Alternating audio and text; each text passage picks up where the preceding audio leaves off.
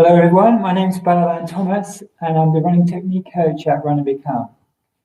So I'll just tell you a bit about my background. So I've been a runner my whole life really. I always liked running. I think I was the only boy in my school actually liked running.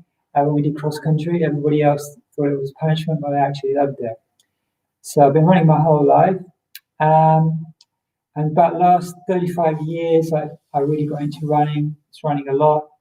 And I like doing these running relays. I still do now. So we do these running relays through Europe, go through every country in Europe on the Peace Run, which is this big run that we did. And I don't do the whole thing because it takes about 8 months. But I usually go for a month, something like that. Go to Czech Republic, and like last year I went to Czech Republic, Slovakia, Poland, and also later on I went to Turkey. So I like to do lots of running. And about 10 years ago, I got interested in teaching running technique. How I first got into running technique was many years ago, when I was about 35, I did a race, 10-mile race. And I tried racing flats. Usually I used to have cushion shoes. So I tried these racing flats, which had very minimal, didn't really have much protection at all. And it was fine when I was running fast. When I was running flat out, I was fine. Didn't have any problems. But I started to tire a bit, so I slowed down a bit. And I realize now is that I didn't shorten my stride. This is a mistake that everyone tends to make. When you slow down, don't shorten the stride enough. So I started to heel strike. We call it overstriding. It's related to your speed. So I was overstriding and heel striking. And it was really painful experience. So actually, in a way, it was quite good because it forced me to run. I had to run fast the whole way. It was just too painful to run slow. So I got my best time for 10 miles, which is 59 minutes or something, which I was really happy about. But I was realizing that there's something wrong here. But I kind of forgot about it, went back to my cushion shoes. And then a few years ago, when the Vibram 5 Fingers shoes came out with the very thin soles, I thought that looks great, I'll try those. So I tried running in them, but I couldn't even run like 100 meters in them because I was heel striking so much, it was just too painful. And so I realized, I don't really like these shoes, they're rubbish. But hang on a minute, I think it's me, because I remember the experience in the racing flat. So okay, I've got to try and improve my technique so that I can run, I should be able to run barefoot. That's a natural way to run. Like you see the gentleman behind me, stretching mine, was running barefoot. And it's the natural way to run. So, and then luckily around this time, I was doing the running relay. I always do it every year. I usually go to Czech for the last more than 10 years. And I saw my friend there from Germany was on the team, the relay team, and he was doing some exercises. I said, what are you doing? He said, I'm actually a running instructor, and this is part of it. And I knew that he was a really good runner. He did these really long races like triathlons, marathons, ultra marathons. He even ran over 2,000 miles on one of these really long races that our running club organizes in New York. He did about 2,700 miles. He was trying to do 3,100, didn't quite make it, but I still thought 2,700 miles, that's pretty good. So anyway, I started to learn chi running from him, and that was really good. He taught me how to do chi running. And the story with chi running is it's basically this guy, Danny Dreyer. He's an American guy, and he's Chinese American, and so he does a lot of Tai Chi and things like that. And he started to do these ultra races, very long, like 100-mile off-road races, and he kept getting injured. So he had an idea. He thought, why don't I go and work with my Tai Chi teacher, who's a Tai Chi master, and improve, the way I move, because in the martial arts, with Tai Chi, they perfected over hundreds of years or, many moves, and they really know how the body works and the flow of energy around the body, the chi energy, as they call it. So basically, he worked with him, and they improved his running, they improved his biomechanics and the flow of energy around his body, and he stopped getting injured, and he's still going strong now. He's over 70 years old now. He's still running. He's still running well, doing marathons. I think he's still doing ultra marathons. So, so I learned this chi running from him, and also master instructor Marion Misters I went to Berlin. She's from Holland actually, but all the instructors were trained at that point in Berlin. So, and I found chi running was really useful. And the idea of chi running is that you work with the forces that are acting upon you, like the force of gravity, the force of the oncoming road. So you work with gravity by having a whole body lean, and then gravity just pushes you forward. But it's important not to bend at the waist, but just have that whole body lean. So then you can also use the psoas muscles, which are the core, deep core muscles, that they lift the legs, and it gives, these kind of muscles don't tire, these deep core muscles. And so like the calves and the quad muscles and so on, they tire more easily, but the deep core muscles don't tire. They can do ultras and marathons. They say, if you run well using the core muscles like the psoas muscle, that the day after a marathon you should be able to walk around normally. So many of you probably know, if you've done marathons like I've done in the past, usually the next day you're really struggling to get around. Your legs are so stiff and tight. But if you run using the core muscles, then they don't tire. So the next day you can walk around normally. So that's a sign if you're doing the running well. So yeah, the idea is that you use the lean, and also one of the most important things is to always land on a bent leg. So you land on a bent leg with a whole foot landing. It's because many people overstride and heel strike. And then if you overstride, you land on a straight leg on the heel, then that's very high impact and usually gives you knee problems, can give you hip problem, back problem. So that's not good. And also it's like each time you land on that straight leg on the heel, it's like putting the brakes on. So it's not efficient at all. So many people that are really struggling with their running, it's just because they're overstriding and heel striking. So it's important to shorten the stride and increase the cadence. So your cadence should be up between 170 and 180. This is around 175 for me is my ideal cadence when I'm training. If I was going a bit faster, you might get up to 180 or something like that. That kind of cadence depends on your height also. So these were the principles of chi running, and also you want to have some pelvic rotation. So as you run, allow the pelvis to rotate. This makes your running more smooth. So I found chi running was really good, and I've trained loads of people. I do chi running workshops once a month, and I also do video analysis when people come usually they come for an hour session. You can do half an hour if you want to do a quick one in your lunch break or something. But usually these days I do people for an hour session. And obviously these days we have to do social distancing, but it's not really a problem. You can easily keep like 2 meters apart when you're coaching running. So I video them running, then I look at it in slow motion and tell them the things that they need to work on. So I'm doing that, but I found that rewarding, and I help hundreds of people, and I get the feedback from them saying, I'm running really well now. I don't get those injuries anymore. I'm running more efficient. I can run. Some people, really improve their times. So lots of, time off their 10K, marathons or whatever. But I could still see that there was more work to be done. So I saw some people, because everybody these days tends to work all day on the computer. So they're just sitting all day. And then you sit on the tube or the train or in your car, you go home, you sit down to eat a meal, and then you sit down to watch TV, or you're on the computer again.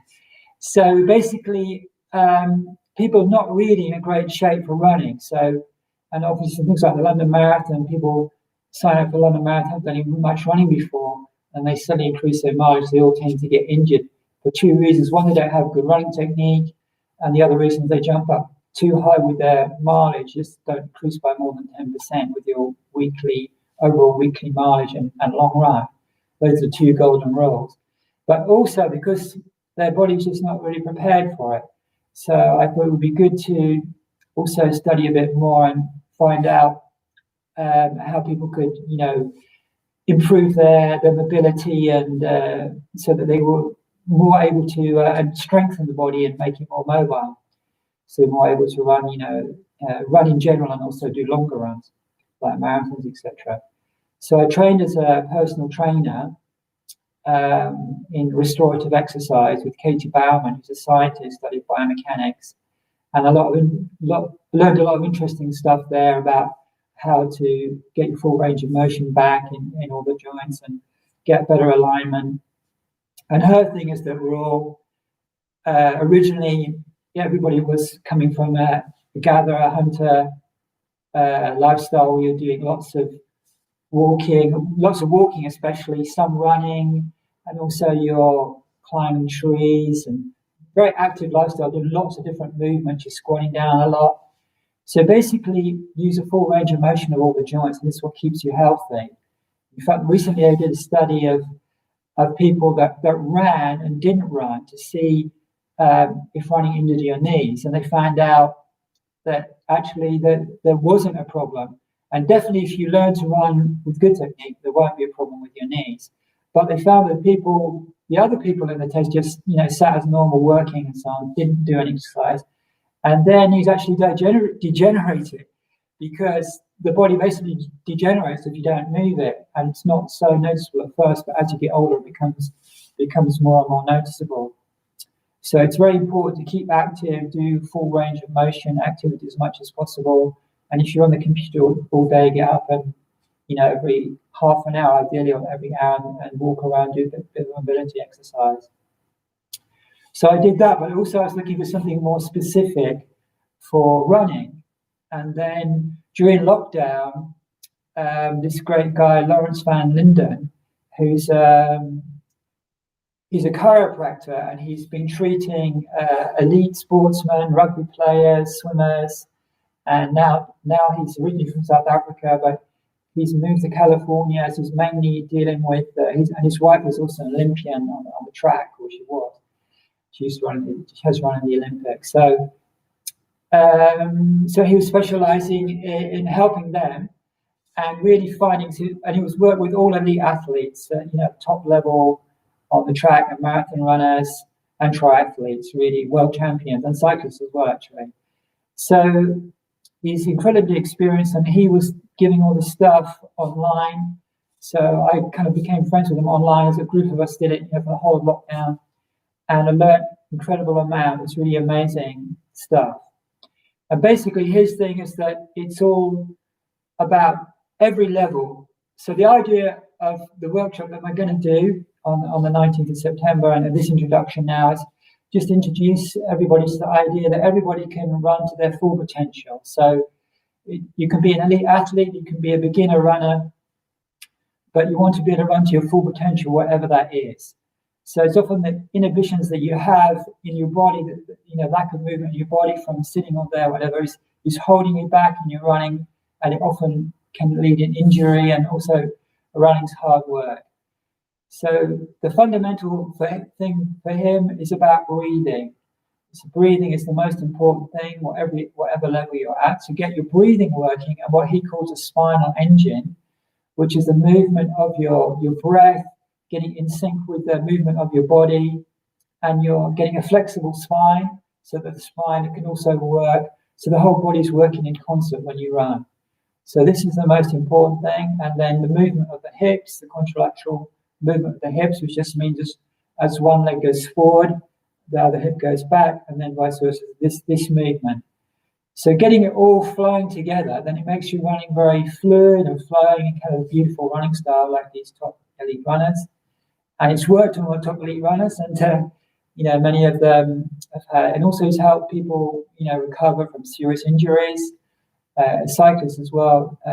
She's now a world champion, and she had a serious injury, and he helped her, brought her back to become world champion again. So basically, we're just going to go through some of the exercise, very simple exercises, and you want to do them very slowly and very mindfully, and try to relax the outer muscles and relax the outer core, for example, but go to the deeper core muscles. So these are powerful, slow twitch fibers, which so when you're starting out, do all the movements very slowly, and then they gradually become more powerful. So it's realigning your whole body to work how it should do. Because often we're always on the computer, we're very tense, our breathing becomes shallow, and we're not operating well, problems with sleep apnea, and even apnea from staying at the computer all the time and holding the breath, and gives problems with breathing. So without further ado, I'll just start the first exercise. Very simple, just lie down. It's called rounding and arching, and it is like fundamental exercise. He calls it like base exercise. So you just lie down, and as you breathe in, you arch the back, and then as you breathe out, you rotate the pelvis upwards. So put one hand on your stomach, one hand on your chest, and then as you breathe in, you arch the back like that. So I'll exaggerate it.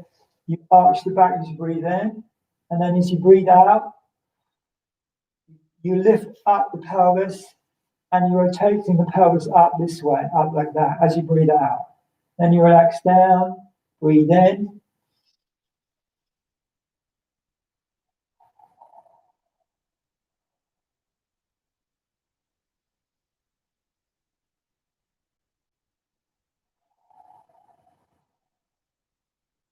So do deep, slow breaths. Breathe in for a count of 5 and breathe out for a count of 5.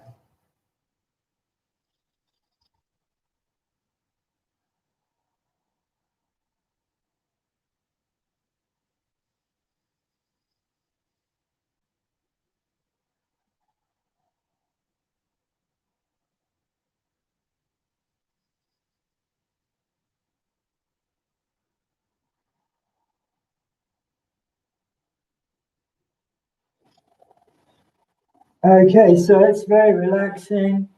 Just reset your breathing to how it should be. So what he advises is to do that first thing in the morning when you wake up, because often your breath is quite out of sync first thing in the morning. I find what the mine is, and then I just do like 10 of these exaggerated breathing, really arching the back, and then bring the pelvis up as I breathe out. Do like 10 of those, and that sets you up for the day, gets the oxygen flow going well during the day. And that's also kind of exaggerated version of the action you want when you're running, which all the top runners have this like rounding and arching action. And the next follow-on exercise after that is the spinal flow, which again is you kind of exaggerate the action to get the flexibility in the spine. And it's like if you watch top runners when they're running flat out, they have this action.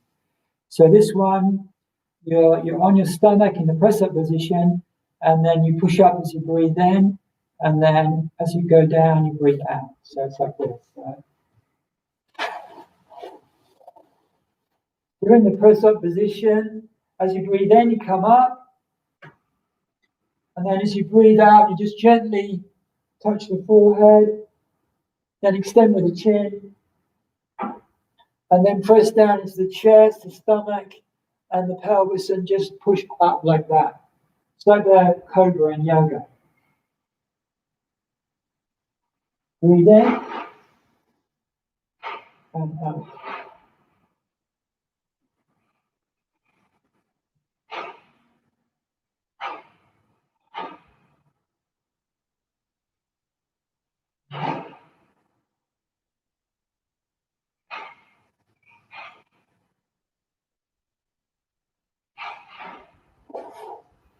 Okay, good. So you do, again, 10 of those. So you can do those 2 in the morning, and that will set you up for the day. And then you'll see that in your running, these will gradually come into your running. So what I recommend with this is that you just do the exercises at home, and then you don't try to do them when you're running. But you'll find that if you should do these every day, that they'll gradually start coming into your running automatically, because that's the way the body lands. And I found with doing this kind of work, and also I did some work with Feldenkrais, which is another movement principle. And it's not about really forcing your ranges of motion, but just keeping always comfortably within your range of motion. And if you do a movement, just like turning, if you do it a few times very mindfully, this is the kind of thing that they do in Feldenkrais and also that Lawrence does, then actually the body starts mapping that move, the brain starts mapping that movement more because it pays attention to what you're doing more.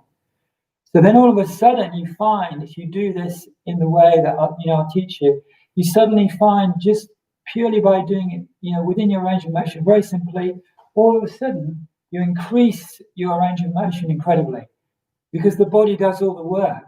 That's what the body's designed to do. And it can give you back what you've lost through not using.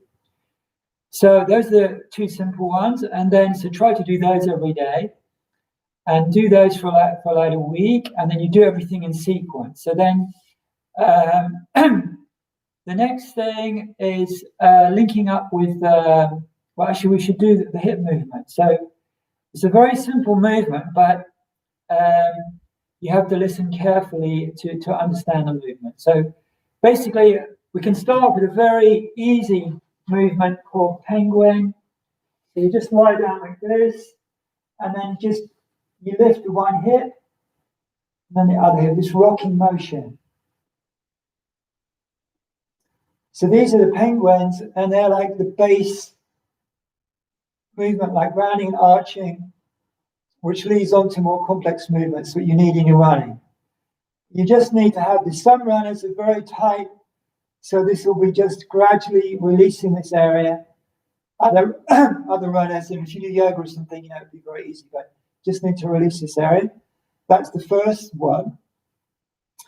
Then the contralateral movement. So you bend the legs like this, and then so you press down. So on this one, the left leg, I'm pressing down with the foot into the table, and then the knee is going away from me. So that action, I'm pressing down, it's going away from me. And then this leg will just come out slightly to the side like this.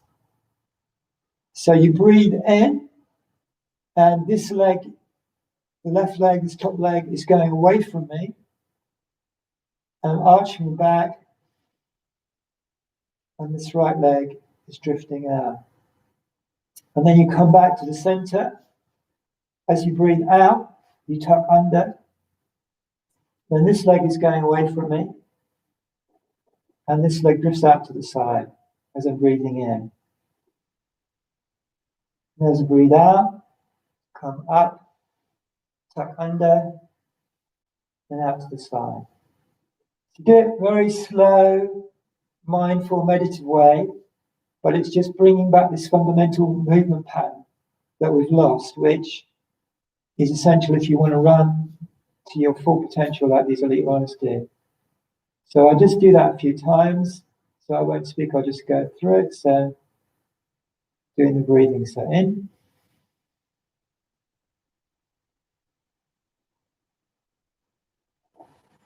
Breathe in. Breathe out. Breathe in. Breathe out.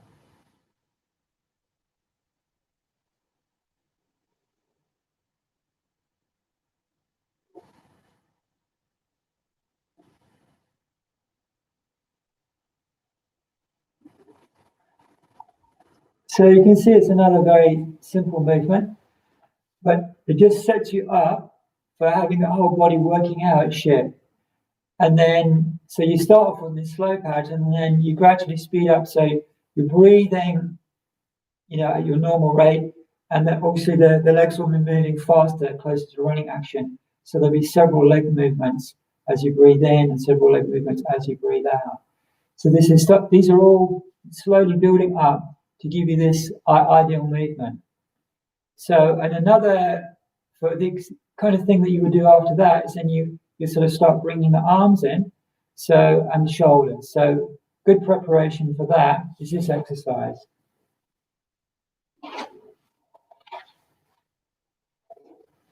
So you're on your hands and knees like this, and then as you breathe out, you go down like this with your eyes follow your hands, so like this, breathing out. Then as you breathe in, you go like this. Reaching up. Breathe out. You see, I put this leg back. If you put this leg back, it makes it much easier. Breathing in, slowly, slowly.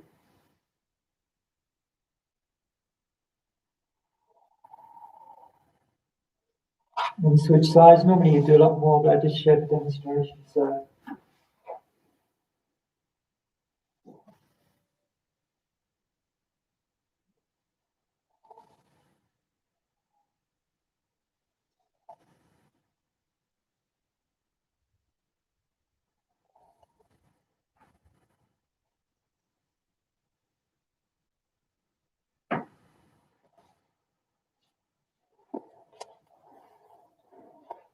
Okay, good. So basically, these are all basic exercises. And it's like you go through this process, you get these deeper muscles working, the core muscles and all the deeper muscles throughout the body working rather than the superficial muscles. Then the superficial muscles can work more efficiently once the deeper layers work, which usually gets neglected. So basically, this is what I'll be teaching in the workshop in a couple of weeks on the 19th. I decided to make it a little bit shorter because a lot of information to take in, and then there'll be follow-up sessions afterwards. So we'll change it on the website. It's going to be 1 until 5:30, 1 p.m. until 5:30 p.m. on Saturday, the 19th of September. And we'll do it with social distancing, so everybody will be 2 meters apart. We're limited to whatever the numbers the government allows at that point, which will probably be 6 or something. And also I'm doing one-to-one sessions of the same work, also which I do with social distancing. So you can take you through all the stages and you can run like an elite runner. So you may not be able to run as fast as them, I certainly can't, but you'll be able to you fulfill your full potential as a runner. Because many runners feel frustrated with their breathing, they can't breathe as well as they know they should. Many people are in that way, and I found doing this work has really helped my breathing a lot. My breathing is much deeper, richer than it was before. So it's really helped me a lot with my breathing, and also various aches and pains. Like I had a stiff neck since childhood, and it helped that because it basically corrects everything in your body that needs correcting by just basically working through all these basic movements, which then allow you to do the more complex movements. But many of us don't have the basic movements working well, and we haven't developed these deeper muscles, core muscles, and so on, so that we can, move the way we should do. So if you want to come for a session with me, as I said, I don't really do many half-an-hour sessions now. I can do if you only have time for half an hour. But you see on the Run and Become website, if you look at the Balavan Thomas Running Technique Coach, and you'll see I do the half-an-hour sessions, then hour sessions. And in the hour sessions, I do video analysis and the half-an-hour sessions. And then I look at you and look at it in slow motion and see what you need to work on. And then give you the main things that you need to work on.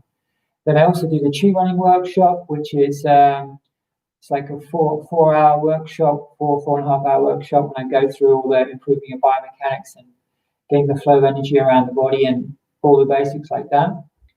And now I've started doing these exercise ones to transform your running, which is using all the stuff which I've learned from Lawrence and various other sources over the years to really, so you can really fulfill your whole running potential and get your whole body moving how it's designed to move. And there's no age limit to that. You can do it anytime. I'm 62, and I found I've made huge leaps forward. I found my body was slowly seizing up doing the running, but not really doing enough stretching. But this has been perfect for me because I've been able to mobilize the whole body and can really feel that flowing running again like I had when I was much younger. So it's very fulfilling. Probably the first time I'll be able to run to my absolute potential. So do come along to the workshop, and you'll find all the details on the website. Also, soon I'll put up on the website about the one-to-ones I do in this Transform Your Running experience as well. So I do recommend it. It's a very simple exercise, but very profound, and it's very, very relaxing and very satisfying, and it really means that you can really enjoy your running. Okay, so I see that our time's up now, so I'm going to finish now, but I hope you enjoyed this talk, and I hope to see you at the workshops or one-on-one session in the future. So, all right, take care now. See you later.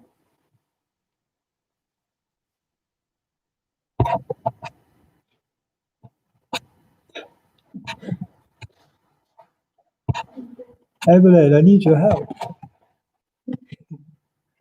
Oh.